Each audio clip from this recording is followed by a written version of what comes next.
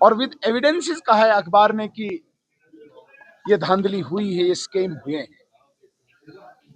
जो सरकार अनएम्प्लॉयमेंट के रेजोल्यूशन को ये बोले कि इससे हमें कोई वास्ता नहीं, और दूसरी तरफ से यही सरकार घोटालों में लिप्त है, करोड़ों रुपए का स्कैम है।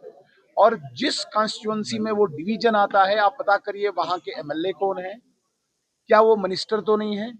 अगर वो मिनिस्टर हैं तो उमर अब्दुल्ला साहब के साथ उनकी कितनी नजदीकी है? क्या वो मिनिस्टर अलग टाइम लेके सीएम साहब से नहीं मिलते हैं? लेट नाइट उमर अब्दुल्ला साहब से उस मिनिस्टर की मुलाकात नहीं होती है?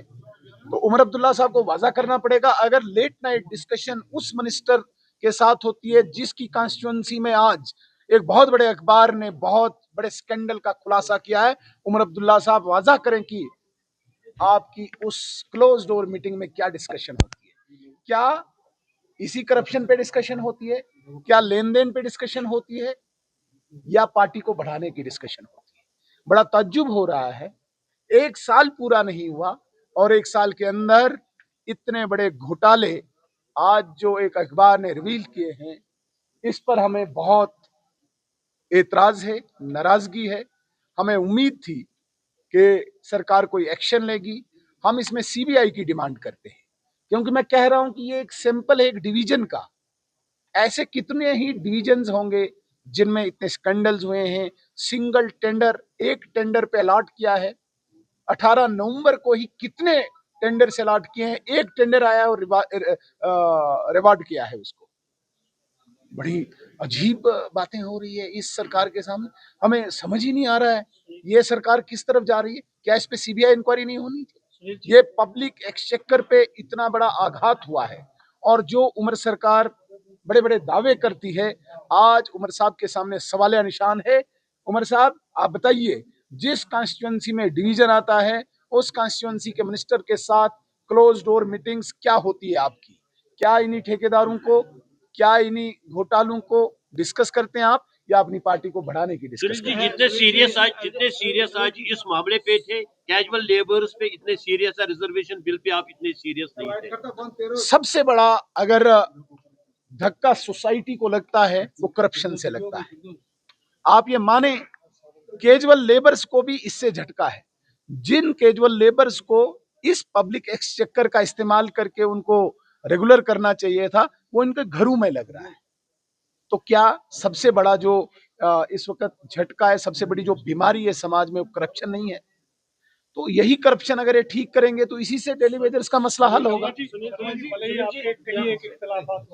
लेकिन जो सैलरीज एमएलएस की और जो सीडीएफ है उसको बढ़ाने की बात की जा रही है, तो क्या बीजेपी से खुश है या मुतमईन नहीं, है? जब बिल आएगा हम देखेंगे। अभी तो बिल आया, अभी क्या आपके मेरी नॉलेज में अभी कोई बिल नहीं आया।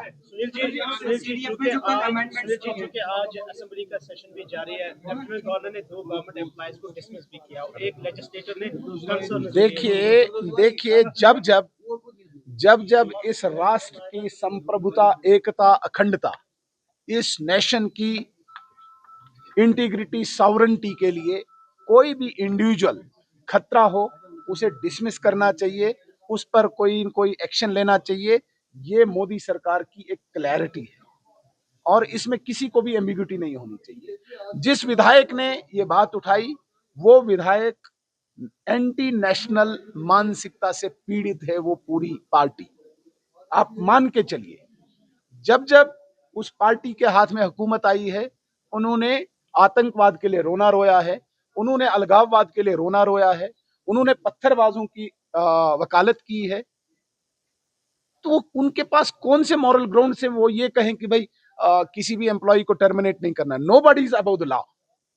कौन उनको इजाजत देता है कि नहीं वो नेशन के खिलाफ कॉन्स्पायरेसी करे?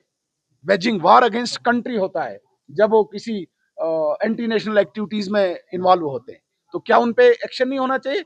इस पार्टी को दर्द होती रहती है, मैडम से लेके इस विधायक तक सबके इस पेट में दर्द होता है। नहीं, एंटी नेशनल लोगों को नहीं छेड़ो, क्योंकि ये इनकी पोद है।